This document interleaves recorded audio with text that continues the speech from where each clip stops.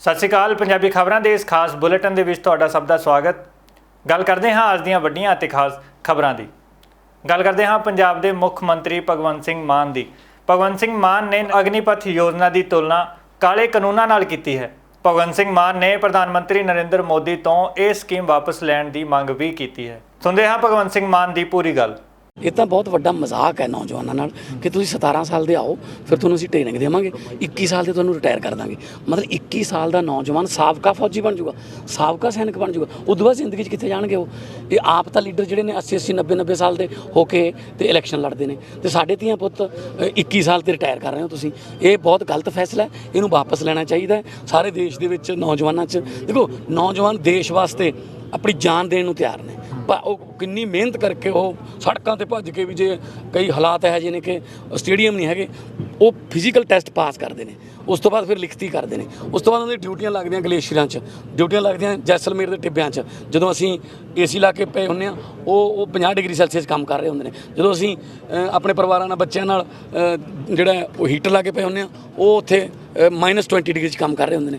ਕਿ ਸਿਰਫ 2-3 ਸਾਲ ਵਾਸਤੇ ਤੁਸੀਂ ਉਹਨਾਂ ਦਾ ਮਜ਼ਾਕ ਉਡਾ ਰਹੇ ਹੋ, ਉਹਨਾਂ ਦੀ ਜ਼ਿੰਦਗੀ ਦਾ। ਸੋ ਜਿੰਨਾ ਚਿਰ ਉਹ ਦੇਸ਼ ਦੀ ਸੇਵਾ ਕਰਨੀ ਚਾਹੁੰਦੇ ਨੇ, ਉਹਨਾਂ ਨੂੰ ਨਹੀਂ ਕਰਨੀ ਚਾਹੀਦੀ ਹੈ। ਜਿਹੜੀ ਭਰਤੀ ਹੈ ਉਹ ਪੁਰਾਣੀ ਪ੍ਰਕਿਰਿਆ ਮੁਤਾਬਕ ਹੋਣੀ ਚਾਹੀਦੀ ਹੈ। ਕਿ ਫੰਡ ਬਾਹਲਾ ਲੱਗ ਜਾਂਦਾ ਇਸੇ ਪਾਸੇ ਨੂੰ ਆ ਕੇ, ਅਗਰ ਉਹਨੂੰ ਪੈਨਸ਼ਨ ਦੇਣੀ ਹੁੰਦੀ ਹੈ ਜਾਂ ਹੋਰ ਚੀਜ਼ਾਂ ਨੂੰ, ਜਦੋਂ ਉਦਯੋਗਪਤੀਆਂ ਨੂੰ ਦੇਣਾ ਹੁੰਦਾ ਫੰਡ, ਉਦੋਂ ਪਤਾ ਨਹੀਂ ਕਿੱਥੋਂ ਆ ਜਾਂਦਾ। ਲੋਕਾਂ ਨੂੰ ਦੇਣ ਵਾਰੀ ਫੰਡ ਘੱਟ ਜਾਂਦੇ ਇਹਨਾਂ ਨੂੰ। ਸੋ ਇਸ ਗੱਲ ਦਾ ਸਖਤ ਵਿਰੋਧ ਕਰਦੇ ਹਾਂ। ਜਿਹੜੇ ਇਹਨਾਂ ਨੇ ਅਗਨੀਪਥ, ਇਹ ਬਹੁਤ ਕਾਲੇ ਕਾਨੂੰਨ ਨੇ। ਇਹ ਇਹਨਾਂ ਨੂੰ ਵਾਪਸ ਲੈਣਾ ਚਾਹੀਦਾ ਤਾਂ ਕਿ ਦੇਸ਼ ਦਾ ਨੌਜਵਾਨ ਜਿਹੜਾ ਉਹ ਦੇਸ਼ ਦੀ ਸੇਵਾ ਕਰ ਸਕੇ। ਉਧਰ ਪੰਜਾਬ ਦੇ ਧਾਕੜ ਲੀਡਰ ਸੁਖਪਾਲ ਸਿੰਘ ਖਹਿਰਾ ਨੇ ਵੀ ਪ੍ਰਧਾਨ ਮੰਤਰੀ ਨਰਿੰਦਰ ਮੋਦੀ ਦੀ ਇਸ ਯੋਜਨਾ ਤੇ ਬਿਆਨ ਦਿੱਤਾ। ਸਾਰੇ ਦੇਸ਼ ਵਿੱਚ ਬਹੁਤ ਭਾਰੀ ਵਿਰੋਧ ਹੋ ਰਿਹਾ, ਬਹੁਤ ਭਾਰੀ ਅਗਜਨੀ ਹੋ ਰਹੀ ਹੈ। ਗਵਰਨਮੈਂਟ ਪ੍ਰਾਪਰਟੀ ਸੜ ਰਹੀਆਂ। ਸਾਰਾ ਨੌਜਵਾਨ ਦੇਸ਼ ਦਾ ਇਸ ਅਗਨੀਪਥ ਦੀ ਸਕੀਮ ਦਾ ਵਿਰੋਧ ਕਰ ਰਿਹਾ ਵਾ। ਮੈਨੂੰ ਦੁੱਖ ਅਫਸੋਸ ਇਸ ਗੱਲ ਦਾ ਕਿ ਸਰਕਾਰਾਂ ਉੱਦਾਂ ਇੱਕ ਪਾਸੇ ਕਹਿੰਦੀਆਂ ਕਿ ਅਸੀਂ ਜਮਹੂਰੀਅਤ ਨਾਲ ਚੱਲਦੀਆਂ ਵਾ, ਅਸੀਂ ਜੋ ਲੋਕ ਚਾਹੁੰਦੇ ਉਹ ਕਾਨੂੰਨ ਉਹਨਾਂ ਤੇ ਲਾਗੂ ਕਰਾਂਗੇ, ਲੇਕਿਨ ਜਿਹੜੇ ਲੋਕ ਉਸ ਕਾਨੂੰਨ ਦੇ ਸਖਤ ਵਿਰੋਧ ਵਿੱਚ ਖੜੇ ਨੇ, ਬੀਜੇਪੀ ਨੂੰ ਇਹ ਆਪਣੀ ਪ੍ਰਪੋਜ਼ਲ ਅਗਨੀਪਥ ਦੀ ਵਾਪਸ ਲੈ ਲੈਣੀ ਚਾਹੀਦੀ ਹੈ। ਬਿਲਕੁਲ ਉੱਦਾਂ ਹੀ ਹੋ ਰਿਹਾ ਜਿੱਦਾਂ 3 ਕਾਲੇ ਕਾਨੂੰਨ ਕੀਤੀ ਦੇ ਸਾਡੇ ਤੇ ਥੋਪੇ ਸੀਗੇ। 1.5 ਸਾਲ ਲੋਕਾਂ ਨੂੰ ਸੰਘਰਸ਼ ਕਰਨਾ ਪਿਆ, 700 ਜਾਨਾਂ ਗਈਆਂ, ਫਿਰ ਵੀ ਤਾਂ ਕਾਨੂੰਨ ਵਾਪਸ ਲੈਣੇ। ਸੋ ਡੈਮੋਕ੍ਰੇਸੀ ਦਾ basic essence that it should be governed by the will of the people, ਉਹ ਕਿਤੇ ਨਾ ਕਿਤੇ ਬੀਜੇਪੀ ਦੀ ਸਰਕਾਰ ਇਸ ਵਕਤ ਉਸ ਨੂੰ ਪਿੱਛੇ ਛੱਡ। ਅਤੇ ਹੁਣ ਇਸ ਖਬਰ ਤੇ ਮੁਕੰਮਲ ਜਾਣਕਾਰੀ ਲਈ ਸਿੱਧਾ ਰੁਖ ਕਰਾਂਗੇ ਸਾਡੇ ਸੀਨੀਅਰ ਪੱਤਰਕਾਰ ਸੁਰਿੰਦਰ ਡੱਲਾ ਜੀ ਦਾ। ਡੱਲਾ ਜੀ, ਤੁਸੀਂ ਕਿਵੇਂ ਦੇਖਦੇ ਹੋ ਇਹਨਾਂ ਆਗੂਆਂ ਦੇ ਇਹਨਾਂ ਬਿਆਨਾਂ ਨੂੰ? ਸਾਡੀਆਂ ਸਾਰੀਆਂ ਪੋਲੀਟੀਕਲ ਪਾਰਟੀਆਂ ਵਿਰੋਧ ਤਾਂ ਕਰ ਰਹੀਆਂ ਨੇ, ਪਰ ਆਪਣੇ ਵੱਲੋਂ ਪ੍ਰਸਤਾਵ ਨਹੀਂ ਲਿਆ ਰਹੀਆਂ। ਭਗਵੰਤ ਮਾਨ ਉਹਨਾਂ ਨੇ ਵੀ ਕੱਲ ਵਿਰੋਧ ਕੀਤਾ। ਜੇ ਭਗਵੰਤ ਮਾਨ ਇਹ ਕਹਿ ਦੇਣ ਕਿ ਜਿਹੜੇ ਵੀ ਸਾਡੇ ਪੰਜਾਬ ਦੇ ਨੌਜਵਾਨ 4 ਸਾਲ ਫੌਜ ਦੀ ਸੇਵਾ ਕਰਨਗੇ, 21 ਸਾਲ ਦੀ ਉਮਰ ਹੈ ਉਹਨਾਂ ਦੀ ਜਦੋਂ ਉਹ ਆਉਣਗੇ 21 ਜਾਂ 22 ਸਾਲ ਵਾਲੀ, ਤੇ ਅਸੀਂ ਉਹਨਾਂ ਨੂੰ ਪੰਜਾਬ ਪੁਲਿਸ 'ਚ ਸਿੱਧੀ ਭਰਤੀ ਦੇਵਾਂਗੇ। ਤੁਸੀਂ ਦੇਖੋ ਪੰਜਾਬ 'ਚ ਭਗਵੰਤ ਮਾਨ ਉਹਨਾਂ ਦੀ ਕਿੰਨੀ ਸ਼ਲਾਘਾ ਹੁੰਦੀ ਹੈ। ਬਿਲਕੁਲ ਜਿਹੜੇ ਆਰਮੀ ਦੀ ਸੇਵਾ 'ਚ ਆਉਣਗੇ ਉਹਨਾਂ ਨੂੰ ਬਹੁਤ ਛੋਟੀ ਪ੍ਰਕਿਰਿਆ ਦੇ ਨਾਲ ਸਿੱਧਾ ਭਰਤੀ ਕੀਤਾ ਜਾ ਸਕਦਾ ਪੰਜਾਬ ਦੀ ਪੁਲਿਸ, ਔਰ ਪੰਜਾਬ ਦੀ ਜਿਹੜੀ ਪੁਲਿਸ ਫੋਰਸ ਹੈ ਉਹ ਹੋਰ ਮਜ਼ਬੂਤ ਹੋਏਗੀ, ਕਿਉਂਕਿ ਪੰਜਾਬ ਪੁਲਿਸ ਦੀ ਟ੍ਰੇਨਿੰਗ ਵੀ ਬਹੁਤ ਚੰਗੀ ਟ੍ਰੇਨਿੰਗ ਹੈ, ਫੌਜ ਦੀ ਟ੍ਰੇਨਿੰਗ ਵੀ ਬਹੁਤ ਚੰਗੀ ਟ੍ਰੇਨਿੰਗ ਹੈ, ਔਰ ਦੋਹਾਂ ਤਰੀਕਿਆਂ ਨਾਲ ਜਿਹੜੇ ਸਾਡੇ ਟ੍ਰੇਨਡ ਸਾਡੇ ਫੌਜੀ ਨੇ ਉਹ ਪੰਜਾਬ ਪੁਲਿਸ ਨੂੰ ਮਿਲਣਗੇ। ਔਰ ਜਿਹੜੇ ਫੌਜ ਦੇ ਜ਼ਰੀਏ ਪੰਜਾਬ ਪੁਲਿਸ 'ਚ ਅਸੀਂ ਭਰਤੀ ਕਰਾਂਗੇ, ਅਸੀਂ ਸਿੱਧੇ ਉਹਨਾਂ ਨੂੰ ਆਪਣੀਆਂ ਸਰਹੱਦਾਂ 'ਤੇ ਵੀ ਤੈਨਾਤ ਕਰ ਸਕਦੇ ਹਾਂ, ਜਿਹੜੇ BSF ਨਾਲ ਮਿਲ ਕੇ ਕੰਮ ਕਰ ਸਕਦੇ ਨੇ। ਸੋ ਗੱਲ ਇਹ ਹੈ ਕਿ ਸੂਬੇ ਦੀਆਂ ਸਰਕਾਰਾਂ ਨੂੰ ਰੈਮੇਡੀ ਲੈ ਕੇ ਆਉਣੀ ਚਾਹੀਦੀ। ਨਾ ਪੱਛਮੀ ਬੰਗਾਲ ਦੀ ਸਰਕਾਰ ਨੇ ਕਿਹਾ, ਪੱਛਮੀ ਬੰਗਾਲ ਨੂੰ ਕਿੱਡੀ ਵੱਡੀ ਚੁਣੌਤੀ ਹੈ ਸਰਹੱਦਾਂ 'ਤੇ। ਮਮਤਾ ਬਨਰਜੀ ਜੀ ਕਹਿਣ ਕਿ ਜਿਹੜੇ ਵੀ ਇਹ 4 ਸਾਲ ਵਾਲੇ ਸਾਡੇ ਅਗਨੀਵੀਰ ਹੋਣਗੇ, ਅਸੀਂ ਉਹਨਾਂ ਨੂੰ ਪੱਛਮੀ ਬੰਗਾਲ ਦੀ ਪੁਲਿਸ 'ਚ ਡਾਇਰੈਕਟ ਰਿਕਰੂਟਮੈਂਟ ਦੇਵਾਂਗੇ। ਸੂਬੇ ਦੀਆਂ ਸਰਕਾਰਾਂ ਕਾਨੂੰਨ ਬਣਾ ਕੇ ਡਾਇਰੈਕਟ ਰਿਕਰੂਟਮੈਂਟ ਵੀ ਦੇ ਸਕਦੀਆਂ ਨੇ। ਦਿੱਲੀ ਦੀ ਸਰਕਾਰ ਕਵੇ ਅਰਵਿੰਦ ਕੇਜਰੀਵਾਲ, ਚਲੋ ਉਹਨਾਂ ਕੋਲੇ ਤਾਂ ਪੁਲਿਸ ਹੈ ਨਹੀਂ, ਪਰ ਹੋਮ ਮਿਨਿਸਟਰੀ ਵੀ ਇਹਦੇ 'ਤੇ ਜਿਹੜੀ ਹੈ ਦੇਸ਼ ਦੀਆਂ ਜਿੰਨੀਆਂ ਵੀ ਪੁਲਿਸ ਫੋਰਸਿਸ ਨੇ ਉਹਨਾਂ ਨੂੰ ਰਿਕਮੈਂਡ ਕਰ ਸਕਦੀ ਹੈ ਰਿਜ਼ਰਵੇਸ਼ਨ। ਇਹਦੇ 'ਤੇ ਕੋਈ ਰਿਜ਼ਰਵੇਸ਼ਨ ਪਾਲਿਸੀ ਆ ਜਾਣੀ ਚਾਹੀਦੀ ਹੈ।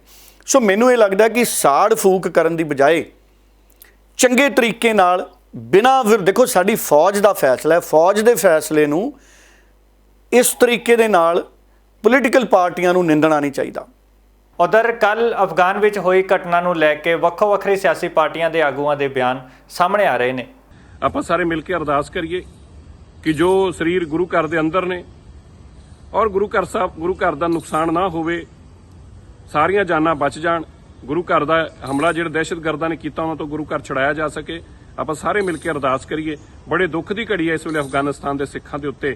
ਦੁਨੀਆ ਭਰ ਦੇ ਸਿੱਖਾਂ ਨੂੰ ਬੇਨਤੀ ਕਰਦਾ ਮਿਲ ਕੇ ਅਰਦਾਸ ਕਰੀਏ ਔਰ ਉਹਨਾਂ ਦੀ ਚੜ੍ਹਦੀ ਕਲਾ ਵਾਸਤੇ, ਉਹਨਾਂ ਦੀ ਜਾਨ ਸੁਰੱਖਿਅਤ ਰਹੇ, ਇਹਦੇ ਵਾਸਤੇ ਗੁਰੂ ਚਰਨਾਂ ਦੇ ਅੰਦਰ ਬੇਨਤੀ ਜੋਦਰੀ ਅਰਦਾਸ ਕਰੋ। ਦੇਸ਼ ਦੀ ਸਰਕਾਰ ਨੂੰ ਤਾਲਿਬਾਨ ਸਰਕਾਰ ਨਾਲ ਇੱਕਦਮ ਕੇਸ ਲੈਣਾ ਚਾਹੀਦਾ ਤੇ ਦੋਸ਼ੀਆਂ ਨੂੰ ਫੜਨਾ ਚਾਹੀਦਾ। ਸਭੀ ਜੀ 14 ਕਰੋੜ ਰੁਪਏ ਖਰਚੇ ਗਏ ਇਕੱਲੇ ਅਪ੍ਰੈਲ ਮਹੀਨੇ ਦੇ ਵਿੱਚ ਸਰਕਾਰ ਵੱਲੋਂ ਪਬਲਿਸਿਟੀ ਦੇ ਲਈ। 14 ਨਹੀਂ 24 ਕਰੋੜ ਰੁਪਇਆ 24 ਕਰੋੜ ਰੁਪਇਆ ਇੱਕ ਮਹੀਨੇ ਦਾ ਝੂਠ ਦੱਸਣ ਵਾਸਤੇ। ਆਹ ਤਾਂ ਹਾਲਾਤ ਹੈ। ਲੋਕਾਂ ਨੂੰ ਹਲੇ ਆਟਾ ਦਾਲ ਨਹੀਂ ਆਇਆ, ਪੈਨਸ਼ਨਾਂ ਨਹੀਂ ਆਈਆਂ, ਉਹਦੀ ਕੋਈ ਫਿਕਰ ਨਹੀਂ ਇਹਨਾਂ ਨੂੰ। ਦਿੱਲੀ ਸਿੱਖ ਗੁਰਦੁਆਰਾ ਪ੍ਰਬੰਧਕ ਕਮੇਟੀ ਆਪਣੇ ਉਹਨਾਂ ਭਰਾਵਾਂ ਦੇ ਨਾਲ ਖੜੀ ਹੈ ਜਿਹੜੀ ਦੂਜੇ ਮੁਲਕਾਂ ਦੇ ਵਿੱਚ ਰਹਿੰਦੇ ਹੋਏ ਵੀ ਆਪਣੇ ਗੁਰੂ ਦਾ ਸਤਿਕਾਰ, ਆਪਣੇ ਗੁਰੂ ਦੇ ਆਦਰ ਪ੍ਰਤੀ ਕੋਈ ਕਮੀ ਨਹੀਂ ਛੱਡ ਰਹੇ। ਜਿਸ ਤਰੀਕੇ ਨਾਲ ਪਤਾ ਚੱਲਿਆ ਕਿ ਗੁਰੂ ਘਰ ਦੇ ਵਿੱਚੋਂ ਮਹਾਰਾਜ ਦਾ ਸਰੂਪ ਵੀ ਬੜੇ ਆਦਰ ਸਹਿਤ ਹਮਲੇ ਦੇ ਬਾਵਜੂਦ ਵੀ ਬਾਹਰ ਲਿਆਇਆ ਗਿਆ। ਮੈਂ ਉਹਨਾਂ ਦਾ ਧੰਨਵਾਦ ਵੀ ਕਰਾਂਗਾ, ਉਹਨਾਂ ਸਿੰਘਾਂ ਦਾ। ਔਰ ਸਾਡੀ ਜ਼ਿੰਮੇਵਾਰੀ ਜਿੱਥੇ ਬੰਦੀ ਕਿ ਅਸੀਂ ਉਹਨਾਂ ਨੂੰ ਵਾਪਸ ਲੈ ਕੇ ਆਈਏ। ਉਹਨਾਂ ਦੇ ਬਾਰੇ ਵੀ ਅੱਜ ਤੁਹਾਡੇ ਮੀਡੀਆ ਰਾਹੀਂ ਅਸੀਂ ਉਹਨਾਂ ਨੂੰ ਸੂਚਿਤ ਕਰਦੇ ਆ ਕਿ ਜਿਨ੍ਹਾਂ ਨੇ ਲੋਕਾਂ ਨੇ ਆਣਾ ਇੱਥੇ ਦਿੱਲੀ ਸਿੱਖ ਗੁਰਦੁਆਰਾ ਪ੍ਰਬੰਧਕ ਕਮੇਟੀ ਦੇ ਦਫ਼ਤਰ ਦੇ ਵਿੱਚ ਸਾਨੂੰ ਮੋਬਾਈਲ ਰਾਹੀਂ ਆਪਣੇ ਨਾਮ ਔਰ ਆਪਣੇ ਪਾਸਪੋਰਟ ਭੇਜਣ। ਵੀਜ਼ੇ ਦਾ ਇੰਤਜ਼ਾਮ ਵੀ ਔਰ ਉਹਨਾਂ ਨੂੰ ਇਕੁਏਟ ਕਰਨ ਦਾ ਵੀ ਜ਼ਿੰਮੇਵਾਰੀ ਹੈ, ਉਹ ਅਸੀਂ ਉਹਨਾਂ ਨੂੰ ਨਾਲ ਲੈ ਕੇ ਸਰਕਾਰਾਂ ਕੋਲ ਕੰਮ करावाएंगे। वहाँ से जो लोग यहाँ पर वापस आना चाहते हैं उनके लिए जो वीजा और उनको लाने का जो प्रबंध है वो सरकार करने को तैयार है। ਉਧਰ ਪੰਜਾਬ ਦੇ ਮੁੱਖ ਮੰਤਰੀ ਭਗਵੰਤ ਸਿੰਘ ਮਾਨ ਨੇ ਦਿੱਲੀ ਦੇ ਉਪ ਮੁੱਖ ਮੰਤਰੀ ਮਨੀਸ਼ ਸਿਸੋਦੀਆ ਨਾਲ ਸੁਨਾਮ ਵਿੱਚ ਵਪਾਰੀਆਂ ਦੇ ਨਾਲ ਵੀ ਗੱਲਬਾਤ ਕੀਤੀ ਹੈ। ਪੰਜਾਬ ਦੇ ਵਪਾਰੀਆਂ ਨੂੰ ਨੰਬਰ 1 ਇੰਡਸਟਰੀਅਲ ਹੱਬ ਪੰਜਾਬ ਨੂੰ ਬਣਾਉਣ ਦਾ ਸੁਪਨਾ ਮੈਨੂੰ ਸੌਣ ਨਹੀਂ ਦਿੰਦਾ। ਪੰਜਾਬ ਦੇ ਨੌਜਵਾਨਾਂ ਨੂੰ ਰੋਜ਼ਗਾਰ ਦੇਣ ਦਾ ਸੁਪਨਾ ਮੈਨੂੰ ਸੌਣ ਨਹੀਂ ਦਿੰਦਾ। ਪੰਜਾਬ ਦੇ ਕਿਸਾਨਾਂ ਦੀ ਖੇਤੀ ਨੂੰ ਲਾਹੇਵੰਦ ਧੰਦਾ ਬਣਾਉਣ ਦਾ ਸੁਪਨਾ ਮੈਨੂੰ ਸੌਣ ਨਹੀਂ ਦਿੰਦਾ। ਪੰਜਾਬ ਦੇ ਗਰੀਬ ਗੁਰਬਿਆਂ ਦੇ ਚੁੱਲ੍ਹਿਆਂ ਦੀ ਅੱਗ ਨੂੰ ਬਚਾਉਣ ਦਾ ਸੁਪਨਾ ਮੈਨੂੰ ਸੌਣ ਨਹੀਂ ਦਿੰਦਾ। ਤੁਸੀਂ ਮੇਰੇ ਤੇ ਏਡੀ ਵੱਡੀ ਜ਼ਿੰਮੇਵਾਰੀ ਪਾਈ ਹੈ, ਹੁਣ ਮੈਂ ਸੌ ਨਹੀਂ ਸਕਦਾ। ਤੁਸੀਂ ਜ਼ਿੰਮੇਵਾਰੀ ਦੇਤੀ, ਤੁਸੀਂ ਆਪਣਾ ਫਰਜ਼ ਨਿਭਾਤਾ, ਹੁਣ ਫਰਜ਼ ਨਿਭਾਉਣ ਦੀ ਵਾਰੀ ਸਾਡੀ ਆ।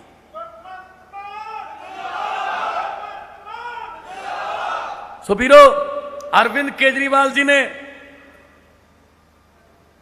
ਖੰਭਿਆਂ ਤੇ ਚੜ ਕੇ ਪਲਾਸ ਨਾਲ ਲੋਕਾਂ ਦੇ ਕਨੈਕਸ਼ਨ ਜੋੜ ਕੇ ਪਾਰਟੀ ਬਣਾਈ ਹੈ।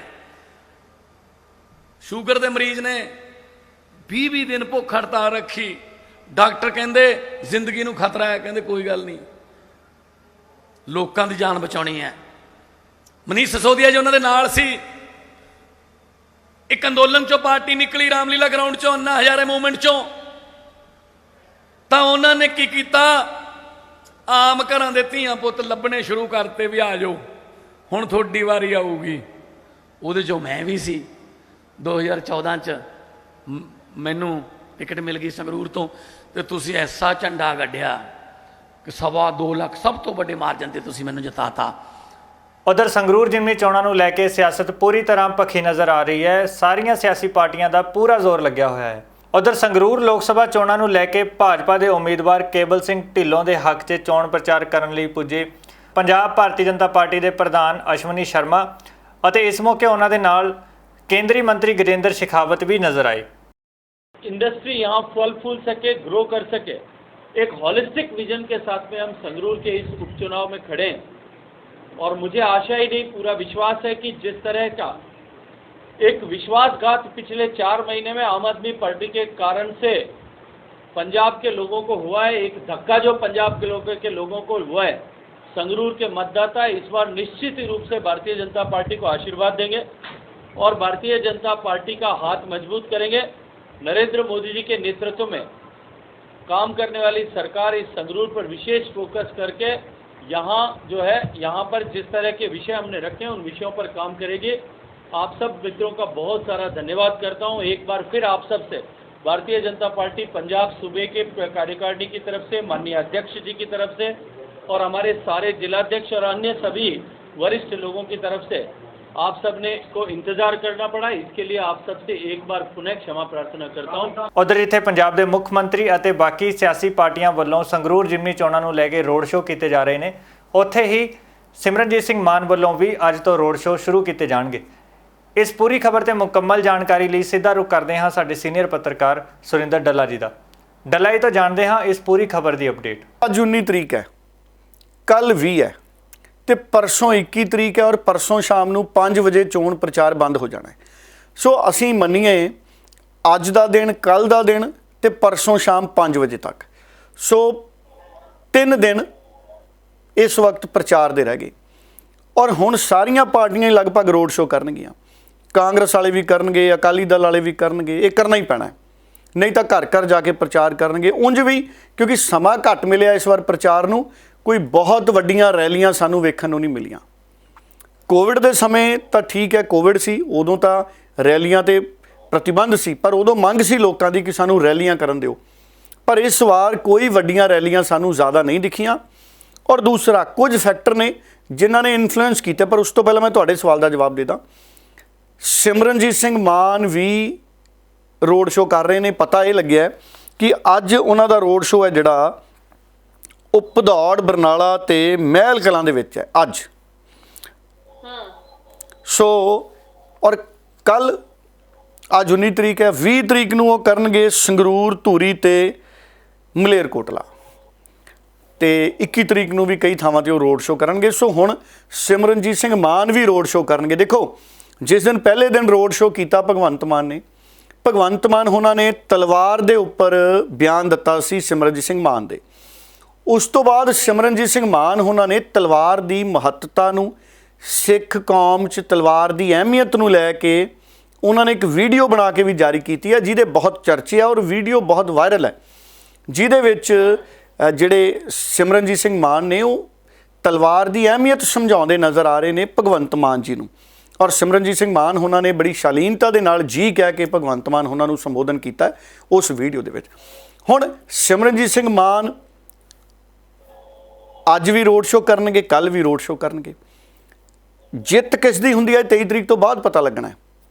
ਪਰ ਸਿਮਰਨਜੀਤ ਸਿੰਘ ਮਾਨ ਨੂੰ ਵੀ ਅੱਜ ਦੀ ਸਥਿਤੀ 'ਚ ਅਸੀਂ ਇਸ ਹਲਕੇ 'ਚ, ਸੰਗਰੂਰ ਲੋਕ ਸਭਾ 'ਚ ਹਲਕੇ 'ਚ ਨਹੀਂ ਲੈ ਸਕਦੇ। ਭਾਵੇਂ ਉਹ 7ਵੀਂ ਵਾਰ ਚੋਣ ਲੜ ਰਹੇ ਨੇ, ਇੱਕ ਵਾਰ ਉਹ MP ਵੀ ਰਹੇ 1999 ਦੇ ਵਿੱਚ, ਜਿੱਥੋਂ ਤੱਕ ਮੇਰੀ ਜਾਣਕਾਰੀ ਹੈ। ਹੁਣ ਸਿਮਰਨਜੀਤ ਸਿੰਘ ਮਾਨ ਇੱਕ ਵਾਰ MP ਰਹਿ ਚੁੱਕੇ ਨੇ, 99 'ਚ ਰਹੇ ਜਾਂ 99 'ਚ ਰਹੇ, ਮੈਂ ਮਾਫੀ ਚਾਹੂੰਗਾ। ਹੁਣ ਸਵਾਲ ਇੱਥੇ ਇਹ ਹੈ ਕਿ ਸਿਮਰਨਜੀਤ ਸਿੰਘ ਮਾਨ ਕਿਉਂਕਿ 7ਵੀਂ ਵਾਰ ਚੋਣ ਲੜ ਰਹੇ ਨੇ, ਉਹਨਾਂ ਨੂੰ ਹਲਕੇ 'ਚ ਨਹੀਂ ਲੈਣਾ ਚਾਹੀਦਾ। ਅਤੇ ਹੁਣ ਸੁਣਦੇ ਹਾਂ ਪੰਜਾਬ ਦੇ ਕੁਝ ਤਾਜ਼ਾ ਸਿਆਸੀ ਬਿਆਨ। ਜਿਹੜੀ ਮੋਦੀ ਸਰਕਾਰ ਹੈ ਬਾਰ-ਬਾਰ ਗਲਤੀ ਕਰੀ ਜਾਂਦੀ ਹੈ। ਪਹਿਲੇ ਕਿਸਾਨੀ ਕਾਨੂੰਨ ਲਿਆਂਦੇ ਬਗੈਰ ਪੁੱਛੇ ਤੇ ਵਾਪਸ ਲੈਣੇ ਪਏ ਨੇ, ਤੇ ਹੁਣ ਆਹ ਨਵਾਂ ਪੰਗਾ ਲੈ ਲਿਆ। ਘੱਟ ਤੋਂ ਘੱਟ ਨੌਜਵਾਨਾਂ ਨੂੰ ਤਾਂ ਪੁੱਛੋ ਕਿ ਚਾਹੁੰਦੇ ਕੀ ਹੈ, ਆਪਣੀ ਰਿਵਿਊ ਹੋਣਾ ਚਾਹੀਦਾ ਹੈ। ਉਧਰ ਅਗਨੀਪਥ ਯੋਜਨਾ ਨੂੰ ਵਾਪਸ ਲੈਣ ਅਤੇ ਰਾਹੁਲ ਗਾਂਧੀ ਦੇ ਮਸਲੇ ਨੂੰ ਲੈ ਕੇ ਕਾਂਗਰਸ ਪ੍ਰਦੇਸ਼ ਦੇ ਆਗੂ ਉਦੇਪਾਨ, CLP ਲੀਡਰ ਭੁਪਿੰਦਰ ਸਿੰਘ ਹੁੱਡਾ ਨੇ ਵੀ ਵਿਧਾਇਕਾਂ ਅਤੇ ਸਾਬਕਾ ਵਿਧਾਇਕਾਂ ਦੇ ਨਾਲ ਮਿਲ ਕੇ ਰਾਜਪਾਲ ਦੇ ਪ੍ਰਤੀਨਿਧੀ ਨੂੰ ਰਾਸ਼ਟਰਪਤੀ ਦੇ ਨਾਮ ਮੰਗ ਪੱਤਰ ਦਿੱਤਾ। ज्ञापन दिया है 2 मुद्दों के लिए। एक तो जो दिल्ली में जो ईडी कार्रवाई हुई श्रीमती सोनिया गांधी को और राहुल गांधी जी का हमारे शीर्ष नेतृत्व के खिलाफ, वो राजनीतिक प्रतिशोध से है, इस वास्ते उसको वापस लिया जाए।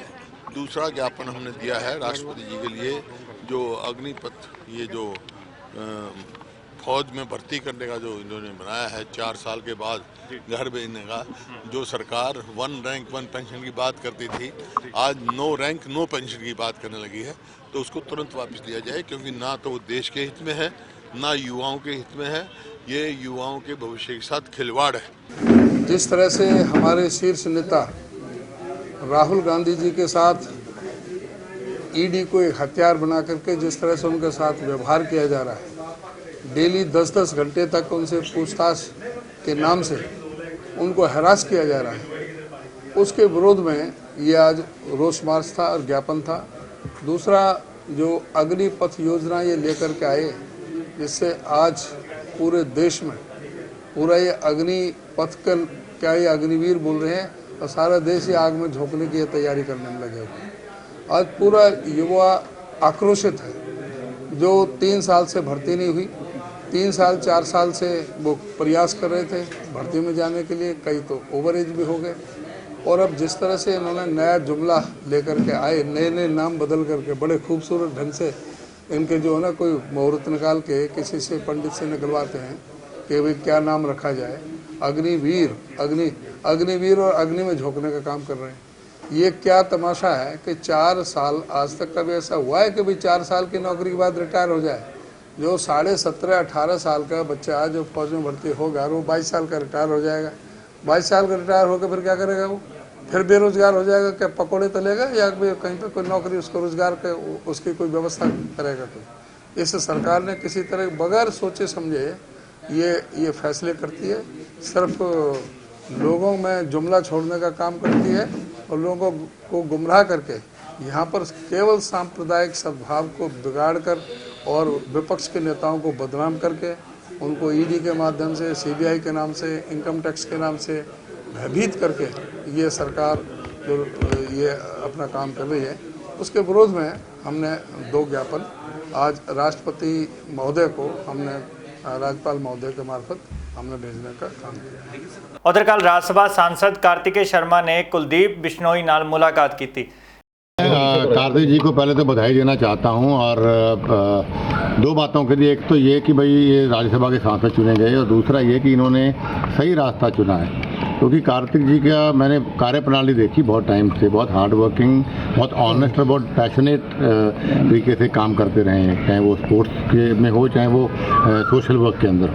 तो जब इनको वोट दिया तो मुझे खुशी इस बात की भी थी कि भाई एक अच्छा सुलझा हुआ पढ़ा लिखा और एक ऑनेस्ट आदमी राजनीति के अंदर आ रहा है, तो मेरा वोट मैं कहीं ख़राब जगह नहीं डाल रहा हूँ। तो इस बात की मैं कार्तिक जी को बधाई दे रहा हूँ। और विनोद शर्मा जी परिवार से, मेरे चौधरी भजनाल परिवार का हमारा पारिवारिक रिश्ता रहा है बहुत पुराना, और वो परिवार रिश्ता और मजबूत हुआ है। एक सर पूरे प्रदेश की भी नज़रें आप पर बनी हुई है कि अगला कदम किस तरीके से रहने वाला है। आपने वर्कर्स से भी मीटिंग की थी, तो आगे क्या कुछ है, थोड़ा सा कुछ प्लान? देखिए, मैं आज इस बारे में कुछ चर्चा नहीं कर पाऊंगा, क्योंकि अभी आज और कल 2 दिन और मैं कार्यकर्ताओं से मिल रहा हूं और परसों मैं अपनी बात का खुलासा करूंगा। तो बड़ा फैसला वही करूंगा जो फैसला मेरे कार्यकर्ता चाहेंगे। परसों ऐलान कर देंगे? परसों ऐलान कर सकता हूँ। उधर कोरोना के केस मुड़ ਵੱਧਦੇ नज़र आ रहे हैं, ये कहना है लुधियाने के डीसी सूरबी मलिक ਦਾ। इस मौके ਉਹਨਾਂ ਹੋਰ ਕੀ ਜਾਣਕਾਰੀ ਦਿੱਤੀ, ਸੁਣਦੇ ਹਾਂ ਉਹਨਾਂ ਦੀ ਜ਼ੁਬਾਨੀ। ਅਸੀਂ ਸਾਰੇ ਹੀ ਜਾਣਦੇ ਹਾਂ ਹੁਣ ਕਿ ਕੋਵਿਡ ਤੋਂ ਡਰਨ ਦੀ ਲੋੜ ਨਹੀਂ ਹੈ, ਲੇਕਿਨ ਬਚਣ ਲਈ ਅਸੀਂ ਬਹੁਤ ਸਾਰੇ ਉਪਰਾਲੇ ਕਰ ਸਕਦੇ ਹਾਂ ਜਿਹਦੇ ਨਾਲ ਸਾਡੇ ਬਜ਼ੁਰਗਾਂ ਨੂੰ ਤੇ ਸਾਡੇ ਬੱਚਿਆਂ ਨੂੰ ਇਹ ਕੋਵਿਡ ਫੈਲਣ ਤੋਂ ਰੋਕਿਆ ਜਾ ਸਕਦਾ ਹੈ। ਸੈਕੰਡਲੀ ਅਸੀਂ ਲੋਕਾਂ ਨੂੰ ਪੁਰਜ਼ੋਰ ਅਪੀਲ ਕਰਦੇ ਹਾਂ ਕਿ ਲੁਧਿਆਣੇ ਦੇ ਵਿੱਚ ਕੋਵਿਡ ਦੀਆਂ ਫਰਸਟ ਡੋਜ਼ਸ ਬਹੁਤ ਵਧੀਆ ਤਰੀਕੇ ਨਾਲ ਮੈਜੋਰਿਟੀ ਪੋਪੂਲੇਸ਼ਨ ਨੇ ਲਗਵਾ ਲਈਆਂ ਸੀਗੀਆਂ, ਅਤੇ ਹਾਲੇ ਵੀ ਕਾਫੀ ਲੋਕ ਹੈਗੇ ਆ ਜਿਹੜੀ ਸੈਕਿੰਡ ਡੋਜ਼ ਲਗਾਉਣ ਤੋਂ ਵਾਂਝੇ ਰਹਿ ਗਏ ਨੇ, ਚਾਹੇ ਉਹ ਅੱਗੇ ਨਹੀਂ ਆਏ, ਉਹਨਾਂ ਕੋਲ ਟਾਈਮ ਨਹੀਂ ਹੋਇਆ, ਲੇਕਿਨ ਹੁਣ ਸਮਾਂ ਆ ਗਿਆ। ਕੱਲ੍ਹ ਅਸੀਂ ਜਾਣਦੇ ਹਾਂ ਕਿ 34 ਕੇਸਿਸ ਪੋਜ਼ੀਟਿਵ ਆਏ ਹੈਗੇ ਆ, ਅਤੇ ਇਸ ਤੋਂ ਪਹਿਲਾਂ ਕਿਤੇ 10, 12, 17 ਕੇਸਿਸ ਆ ਰਹੇ ਸੀਗੇ। ਹੁਣ ਇਹ ਤੇਜ਼ੀ ਨਾਲ ਵਧਣ ਲੱਗ ਪਿਆ ਹੈ, ਅਤੇ ਲੋਕੀ ਜ਼ਰੂਰ ਅਸੀਂ ਅਗਲੇ ਹਫਤੇ ਤੋਂ ਸਪੈਸ਼ਲ ਜਿਹੜੇ ਹੈਗੇ ਆ ਬਲੋਕਾਂ ਦੇ ਵਿੱਚ ਅਤੇ ਸਬ ਡਿਵੀਜ਼ਨਸ ਦੇ ਵਿੱਚ ਵੈਕਸੀਨੇਸ਼ਨਸ ਕੈਂਪਸ ਲਗਾਉਣ ਲੱਗੇ ਹਾਂ, ਅਤੇ ਇਹਨਾਂ ਦੀ ਡਿਟੇਲਸ ਵੀ ਅਸੀਂ ਪੂਰੀ ਵੈਬਸਾਈਟ 'ਤੇ ਪਾ ਕੇ ਲੋਕਾਂ ਨੂੰ ਉਹਨਾਂ ਦੇ ਬਾਰੇ ਜਾਣੂ ਕਰਾਵਾਂਗੇ। ਅਤੇ ਸੈਕਿੰਡ ਡੋਜ਼ 82% ਦੇ ਕਰੀਬ ਹੈਗੀ ਹੈ ਲੁਧਿਆਣੇ ਦੇ ਵਿੱਚ। ਅਸੀਂ ਲੋਕਾਂ ਨੂੰ, ਇੰਡਸਟਰੀ ਦੇ ਮਾਲਕਾਂ ਨੂੰ ਫॉर देयर ਲੇਬਰ ਐਂਡ ਸਕੂਲੀ ਬੱਚਿਆਂ ਨੂੰ ਜਿਹੜੇ ਆਪਣੇ 2 ਏਜ ਗਰੁੱਪਸ ਹੈਗੇ ਆ 12 ਤੋਂ 14 ਐਂਡ 15 ਤੋਂ 17, ਅਸੀਂ ਇਹਨਾਂ ਨੂੰ ਅਪੀਲ ਕਰਦੇ ਹਾਂ ਕਿ ਤੁਸੀਂ ਜਲਦ ਤੋਂ ਜਲਦ ਆਪਣੇ ਸਪੈਸ਼ਲ ਕੈਂਪਸ ਦੇ ਵਿੱਚ ਜਾ ਕੇ ਆਪਣੀ ਵੈਕਸੀਨੇਸ਼ਨ ਕਰਾਓ। ਜਿਨ੍ਹਾਂ ਵੱਲੋਂ ਆਪਣੀ 2 ਡੋਜ਼ਾਂ ਹੋ ਗਈਆਂ ਅਤੇ ਪ੍ਰੀਕਾਸ਼ਨਰੀ ਡੋਜ਼ ਵਾਸਤੇ ਡਿਊ ਹੋ ਗਏ ਨੇ ਅਤੇ ਐਲੀਜੀਬਲ ਨੇ, ਤੁਸੀਂ ਜਲਦ ਤੋਂ ਜਲਦ ਇਹ ਕਰਵਾ ਲਿਓ। ਅਸੀਂ ਜਾਣਦੇ ਹਾਂ ਕਿ ਨਾਲ ਦੇ ਨਾਲ ਬਹੁਤ ਸਾਰੇ ਕੋਵਿਡ ਕੇਸਿਸ ਦੇ ਵਿੱਚ ਇਨਫਲੂਐਂਜ਼ਾ ਲਾਈਕ ਸਿੰਪਟਮਸ ਜਿਵੇਂ ਫਲੂ, ਨਾਰਮਲ ਕੋਲਡ ਦੇ ਸਿੰਪਟਮਸ ਆ ਰਹੇ ਨੇ। ਤੁਸੀਂ ਇਹਨਾਂ ਨੂੰ ਨੋਰਮਲ ਕੋਲਡ ਨਾ ਮੰਨਦੇ ਹੋਏ ਇੱਕ ਬਚਾਅ ਦੇ ਤੌਰ 'ਤੇ ਜ਼ਰੂਰ ਅੱਗੇ ਆ ਕੇ ਆਪਣੇ ਟੈਸਟ ਕਰਾਓ, ਸੋ ਦੈਟ ਅਸੀਂ ਤੁਹਾਨੂੰ ਬਜ਼ੁਰਗਾਂ ਤੋਂ ਆਈਸੋਲੇਟ ਕਰ ਸਕੀਏ। ਹੁਣ ਹੋਮ ਆਈਸੋਲੇਸ਼ਨ ਦੇ ਵਿੱਚ ਅਪਰੋਕਸੀਮੇਟਲੀ 113 ਕੇਸਿਸ ਐਕਟਿਵ ਨੇ, ਅਤੇ ਇਹਦੇ ਵਿੱਚ ਡਰਨ ਦੀ ਕੋਈ ਗੱਲ ਨਹੀਂ ਹੈ, ਸਿਰਫ ਇੱਕ ਮੋਨੀਟਰਿੰਗ ਦੀ ਲੋੜ ਹੈ। ਆਕਸੀਮੀਟਰਸ ਬਾਰੇ ਲੋਕੀ ਭਲੀ ਭਾਂਤੀ ਜਾਣਦੇ ਨੇ। ਪੰਜਾਬੀ ਖਬਰਾਂ ਦੇ ਇਸ ਖਾਸ ਬੁਲੇਟਿਨ ਦੇ ਵਿੱਚ ਫਿਲਹਾਲ ਇੰਨਾ ਹੀ। ਕੱਲ੍ਹ ਫਿਰ ਮਿਲਾਂਗੇ ਨਵੀਆਂ ਅਤੇ ਖਾਸ ਖਬਰਾਂ ਦੇ ਨਾਲ। ਬਹੁਤ ਬਹੁਤ ਧੰਨਵਾਦ।